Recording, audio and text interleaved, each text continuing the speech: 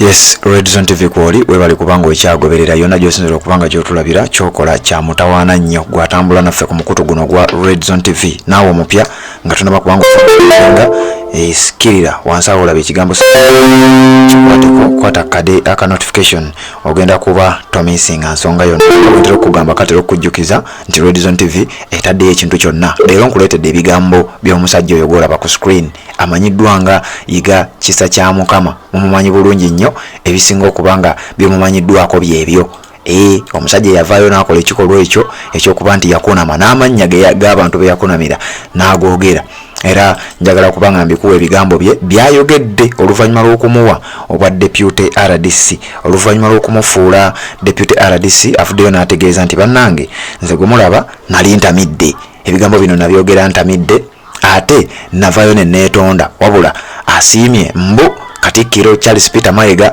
mbukwata ensonga mbu kisajja kikulu era mbu yamusonyiwa oba n'abalala abategeera mbu bamusonyiwa ye agamba nti yali atamidde era tajja kuddamu bikola wabula aweze nti nze ngenda kusigala mpeereza singa Museveni asigala ng'akyali mu buyinza ngenda kukola nga RDC n'ebirala bingi nnyo sigenda mwogerera njagala nkuwe ebigambo bye byennyini byayogedde mu kamwa ke obeere ng'obyewulirira wabula oba tonaba kubanga osubscribinga Red Zone TV kyoba okulakkirira wansi awo olaba akagambo subscribe wansi kakwateko kwata kade aka notification kakuyambako okubeera nga kakujjukiza Red Zone TV ng'etadde ensonga yonna n'obeera ng'obeera omu ku abo abasooka nga okumanya Red Zone TV bw'ebanga ezze n'obeera nga ate tebakunyumiriza bw'onyumiriza kansooke nkuwa ebigambo by'omusajja ono amanyiddwa nga Kisa kya Mukama Yiga Kisa kya Mukama byayogedde oluvannyuma lw'abantu okumuteekako ekyo mbu omusajja yavaayo n'akunama afuuka atya RDC sooka obiwulirize then nzije ate tubeere nga tweyongerayo n'okutemaatema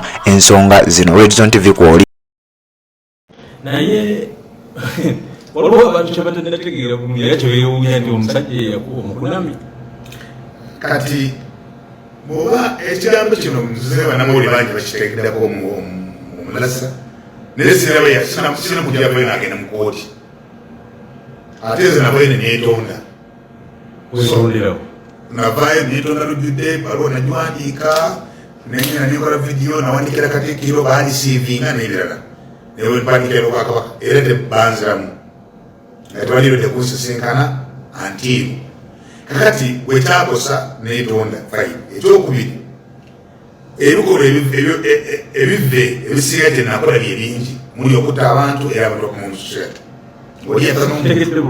ebivve ebisigadde nakola bingi muli okutta abantu oyasobye emundu okwamba obwana obuto n'ebirala kakati ate ekyo tekirina bwe kyakosa kuba teyagenda mu kooti abantu basirika bayita basirika okusirika kirala kati busebuya mukyemwamutuna mu kisa kya Mukama bwe buweereza era omukulembeze w'eggwanga agenda okulonda atunuulira ebintu bingi afuna lipooti nyingi tuyinza okukola ffenna ebyo ebibyawukana n'ebyenkana eyavumye eyasse eyambudde eyatuze eyakuta omwana byonna bibiri naye ekikulu kiri nti ate kiyinza okuba nga kino ekifo kigenda kuyamba n'ekisa kya Mukama okula oba oluyabadde amanyi talina amukwatako kakati olina etteeka erikufuga oba omanyi teriyo obyogera byokola byoyagala owunidde omwenge ebintu bingi bonna abatwagalako ensonga tubigyogerako abemulugunya bonna muvuna ne pulezidenti naye nze nga pulezidenti Museveni nasazaamu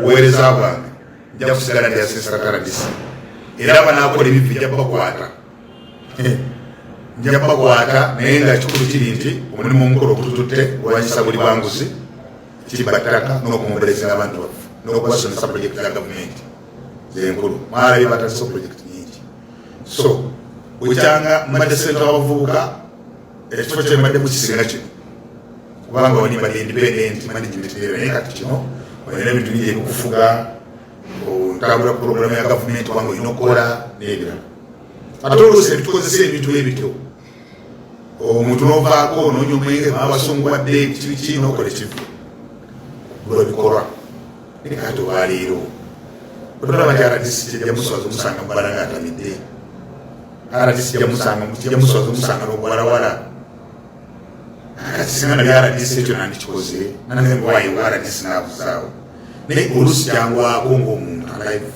actually let me make a clear statement bekyakosa musonyi Chama service nga twaso libasa twambisowa. Bogumu basajja baganda dala. Nese nga twasonywa. Naye ate abantu era ndowooza bayiga okusonywa. Njagala kwebaza Charles Mayiga Katikkiro wa Buganda. Akwata ebintu bisajja kikulu. Asooka n'anoonyereza kino kibaddewo naye kibaddewo lwaki. Buli yeneebaza ku kikolwa kye nakola eky'obwegugiifu yali musiru.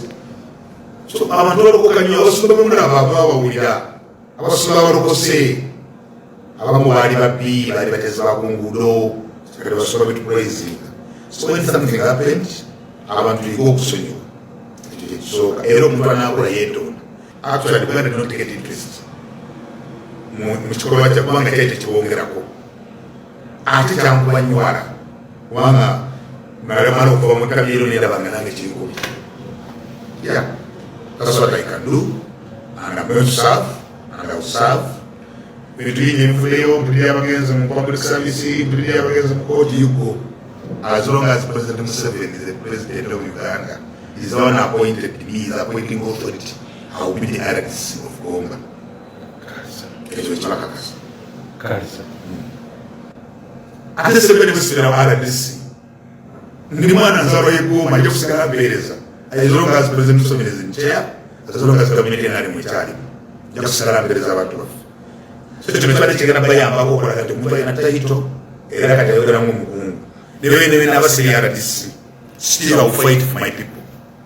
I will fight all the best to serve the Gomba people. Era mbadde mbalwanirira. Kyokola ab'Egomba bakiraba bati.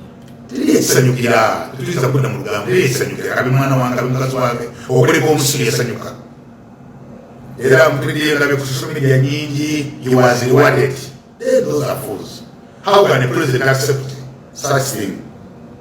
So it was a shame, it was a condemning act, it was bad, it was a totally foolish act. Ekyensobola okugamba eggwanga kyagwawo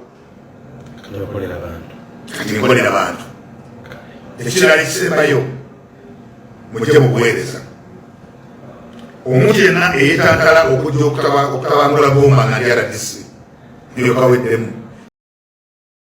Yes, ebyo bigambo bya RDC wammwe abaana b'Egomba amanyiddwa nga naye ndowooza deputy RDC amanyiddwa nga Kisa kya Mukama Yiga.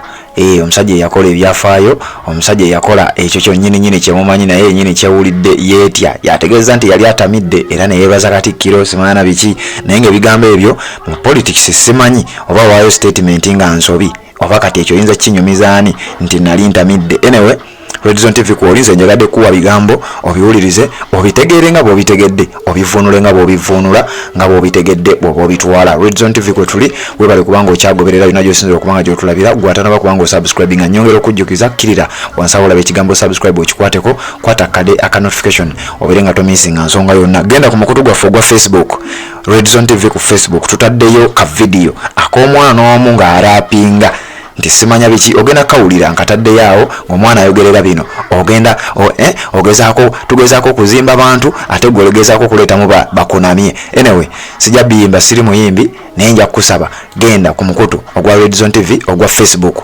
ogenda kalaba akatambi ako tukataddeyo bulungi nnyo. Webale kubanga okyatugoberera tuwuliziganya ate mu updates eziddako.